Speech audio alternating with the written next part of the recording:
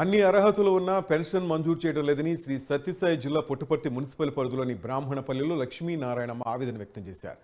ఇంట్లో పూట గడవడం కష్టమైందని ఆమె కన్నీటి పర్యంతపారు. గత 4 ఏళ్లుగా పెన్షన్ కోసం ఎన్నిసార్లు అప్లై చేసినా రిజెక్ట్ చేస్తున్నారని ఆవేదన వ్యక్తం చేశారు. స్థానిక ఎమ్మెల్యే శ్రీధర్ రెడ్డి ఇప్పటికైనా స్పందించి తనకు న్యాయం చేయాలని, పెన్షన్ మంజూరయ్యేలా చూడాలని ఆమె కోరారు.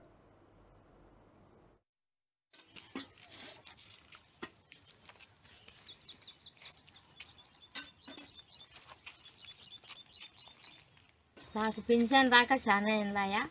నేను తిరిగి డబ్బులు ఉన్నవన్నీ కూడా ఖర్చు పెట్టుకొని ఇన్నేళ్ళు అయిపోయింది.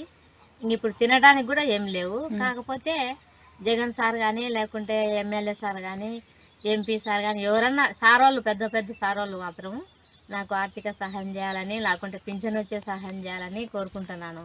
ఇప్పుడు తినడానికి కూడా ఏమీ లేదు నాకు అసలు. అందుకు నేను కోరుకుంటున్నాను, నాకు సహాయం చేయాలని అనుకుంటున్నాను. సహాయం చేయాలని నాకు.